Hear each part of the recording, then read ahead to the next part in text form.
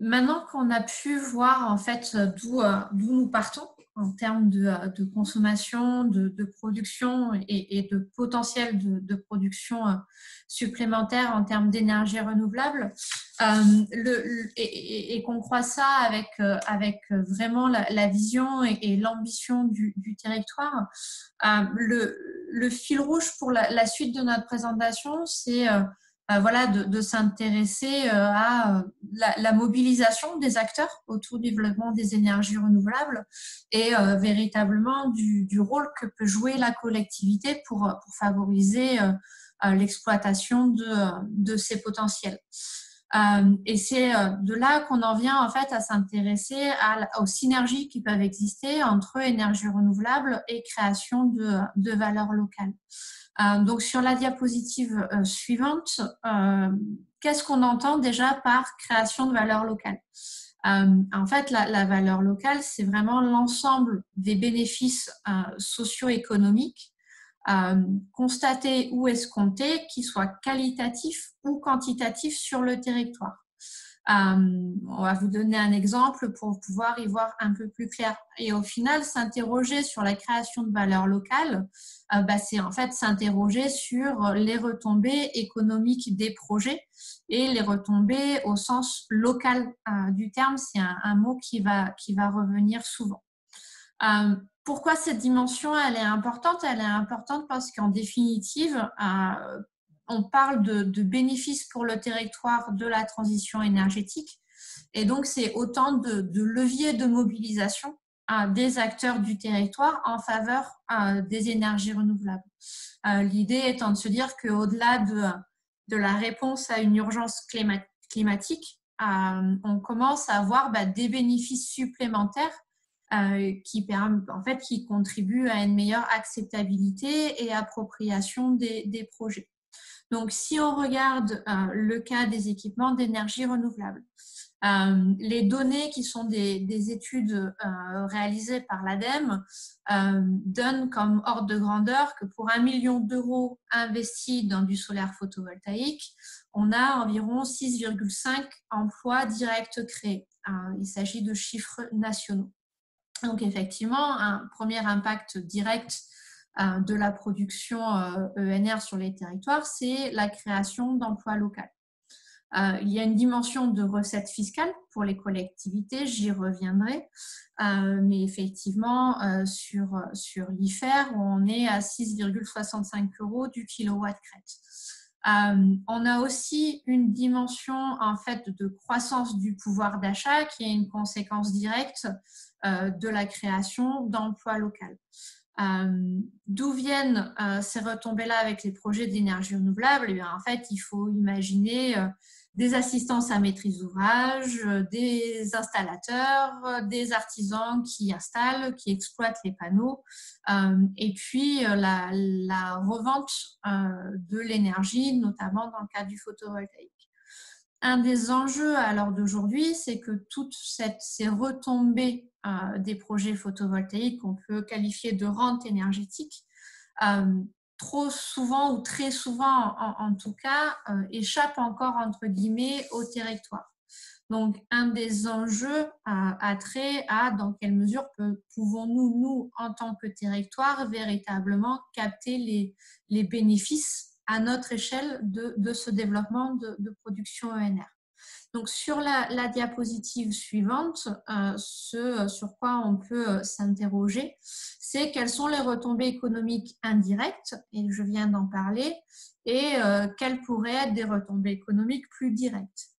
Donc, en termes de retombées économiques indirectes, vous avez là listé les différentes recettes fiscales. L'objectif aujourd'hui n'est pas de rentrer dans les détails, mais vraiment que vous puissiez avoir ce support pour vous donner à voir les différentes retombées que peut escompter une collectivité. Et puis, il y a les retombées économiques indirectes que je viens de mentionner en termes de hausse du pouvoir d'achat et de création d'emplois locaux. Les collectivités ont aussi à l'heure d'aujourd'hui la possibilité de capter plus directement les retombées économiques de ces projets, notamment via la création de sociétés publiques locales. C'est-à-dire que au lieu de ou en plus de laisser les projets se développer via le privé, et on y reviendra, elles peuvent aussi avoir un rôle beaucoup plus actif face aux développeurs et aux projets qui ont lieu en prenant elles-mêmes une part importante dans la gouvernance de sociétés publiques locales. L'intérêt, c'est de pouvoir avoir un peu plus la main sur le développement des projets énergétiques, puisqu'à partir du moment où on a une voix dans ces sociétés, ou l'intégralité selon les véhicules dont on parle, effectivement, on a un peu plus la main sur les décisions qui sont prises, comme par exemple le choix des professionnels, et donc la possibilité de recourir à des professionnels qu'on jugerait plus locaux, plutôt que venant complètement de l'extérieur du territoire. Et puis, la possibilité aussi, cette rente énergétique que constitue la vente de kilowattheures électriques, la possibilité de les capter directement. Donc, ça vous donne à voir, et on y reviendra dans la dernière partie de cette présentation, les différentes façons de pouvoir maximiser ces retombées économiques locales. Tout cela pour en fait en venir aux questions à se poser. C'est-à-dire, si moi, territoire, je souhaite maximiser les retombées économiques locales et capter cette rente énergétique, quels sont les différents leviers sur lesquels je pourrais vouloir agir. La première, et j'ai pas mal élucidé la question, abordé la question, c'est dans quelle mesure les chantiers sont-ils mis en œuvre par des entreprises locales. Donc, dans quelle mesure le territoire dispose de professionnels formés et compétents qui peuvent faire les installations, ou dans quelle mesure les porteurs de projets sont-ils amenés à faire appel à des entreprises extérieures. La seconde question qu'on peut se poser, c'est dans quelle mesure les équipements ont-ils été conçus et fabriqués à proximité. Alors, c'est plus ou moins facile selon les technologies. On dépend encore beaucoup d'importations, mais se peut aussi se poser la question de relocaliser de la production d'équipements. Une troisième question qui est là et peut-être plus facile entre guillemets à mettre en œuvre que la précédente a lieu en fait au caractère local ou non des matériaux et des combustibles qui sont utilisés. Donc on pourra penser notamment à la biomasse. Orléans Métropole, notamment en faisant appel aux collectivités qui sont autour, dispose quand même de ce qu'on pourrait juger comme étant du combustible local d'un potentiel intéressant. Les matériaux, on peut potentiellement penser à des matériaux biosourcés. C'est pas, voilà, là on entre plus dans le volet rénovation ou bâtiment, mais c'est aussi une question qui peut se poser sur ce volet-là. Et puis, la dernière question qu'on vous a soumise aujourd'hui, c'est dans quelle mesure le financement des projets permet de capter une partie de la valeur créée, soit via des sociétés publiques locales comme je viens de vous présenter, ou par exemple via du financement participatif des particuliers qui, via ces modèles-là, peuvent eux-mêmes récupérer une partie des bénéfices de la vente d'énergie. Donc, voilà pour une première présentation, on va dire, introductive sur ce sujet. Dans l'animation suivante, ce qu'on voulait vous proposer, c'est déjà un petit sondage et puis après d'ouvrir une discussion. Avant, est-ce qu'il y a des questions de clarification sur ce que je viens de vous présenter ?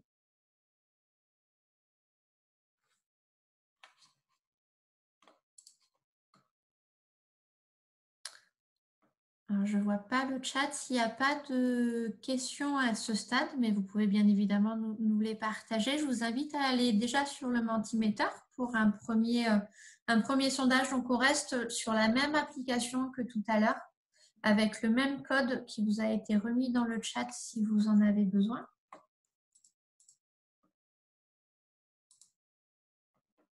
Je vous laisse le temps de répondre à cette question. La question qu'on vous demande est, pour vous, de votre point de vue, est-il possible de mettre le développement des énergies renouvelables au service de la relance économique? Et si vous avez besoin du code de nouveau, c'est 90 25 59 8. Vous pouvez rester sur le Mentimeter, ça sera notre compagnon tout au long de cet atelier.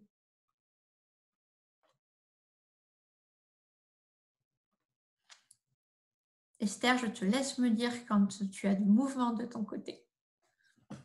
Pour l'instant, j'ai pas beaucoup de votes. Du coup, on me dit que ça a repris du début et que du coup, c'est bloqué. Peut-être que dans ce cas-là, peut-être il faut répondre peut-être aux premières questions, même si. Tu dois pouvoir les avancer. Alors, oui, dans ce cas, hop. Est-ce que là, ça change? C'est bon? Oui. Voilà, excusez-moi. Ah voilà, c'est bon.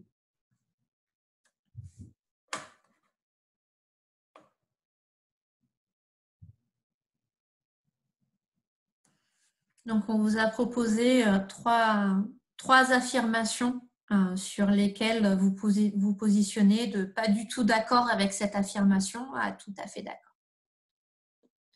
La première affirmation est non, énergie renouvelable ou relance économique, il faudra choisir.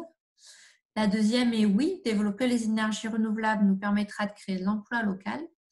La troisième est oui, mais le développement des énergies renouvelables se fera surtout au bénéfice d'entreprises extérieures. Extérieures sous-entendu, extérieures au territoire.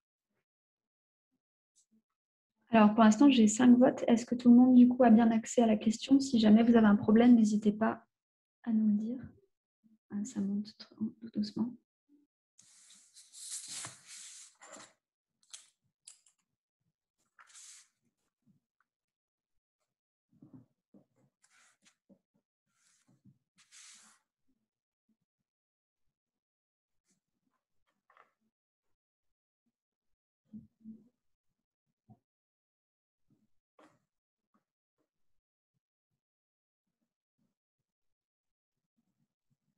On a 9 votes. Je pense que je peux partager d'ores et déjà la tendance qui se dessine.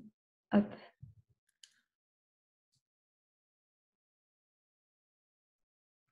Voilà, donc la tendance est assez nette quand même.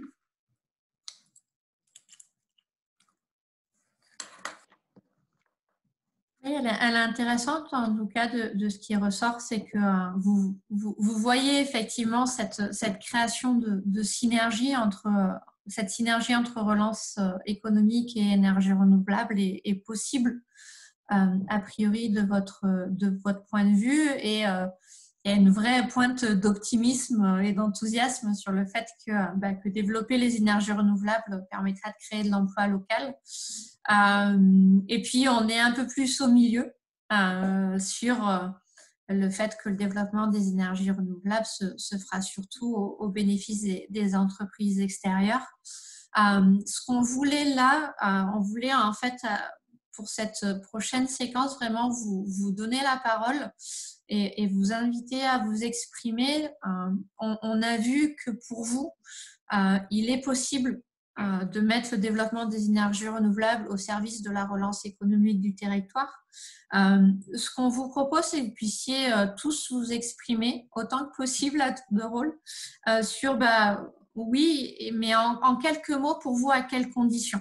Voilà. Est-ce que pour vous, il y a des conditions particulières, soit que j'ai citées et avec lesquelles vous êtes particulièrement d'accord, ou d'autres conditions que vous voulez ajouter pour que véritablement le territoire soit en mesure de complètement mettre le développement des énergies renouvelables au service de la relance économique.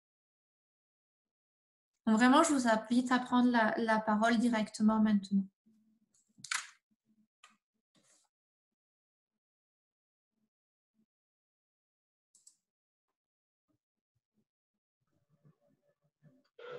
J'essaie de prendre la parole. Donc, Patricia Blanc, adjointe à ce mois. Ah, je peux mettre ma caméra aussi.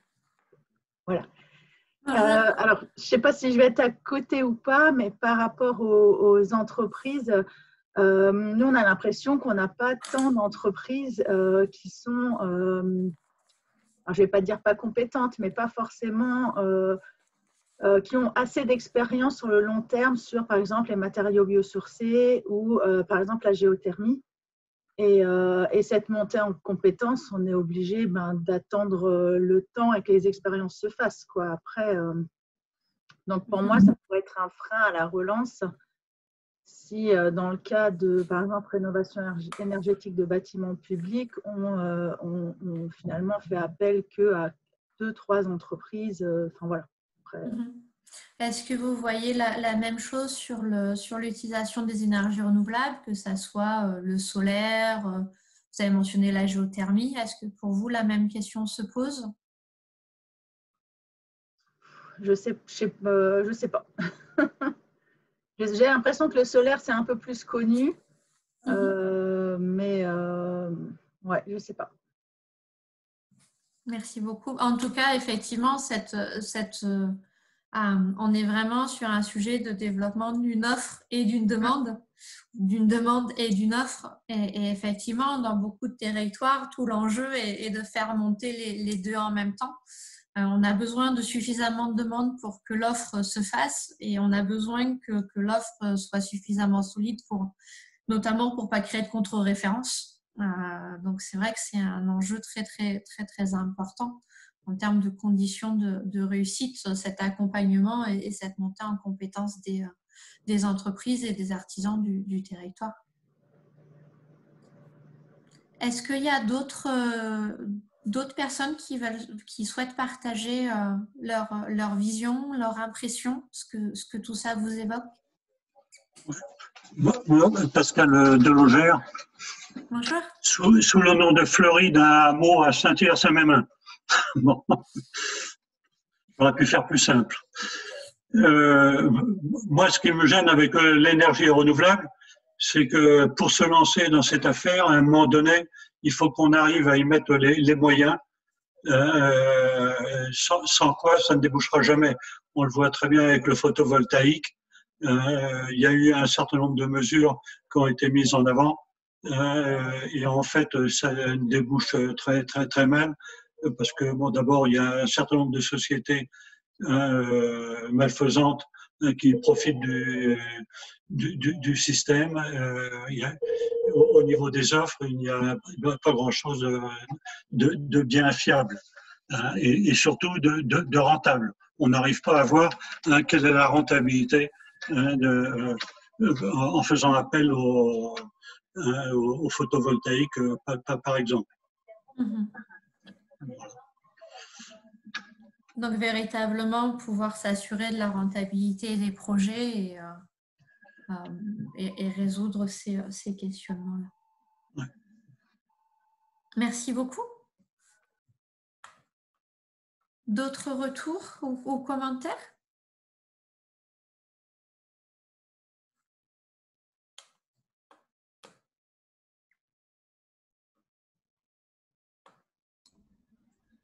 Myriam, il me semble qu'il y a des commentaires dans l'onglet discussion. Merci Cyril. Donc oui, je lis donc des mesures incitatives et il reste le problème du stockage de l'énergie pour le solaire photovoltaïque. Est-ce que sur les mesures incitatives, vous voulez nous en dire plus, si vous en avez la possibilité?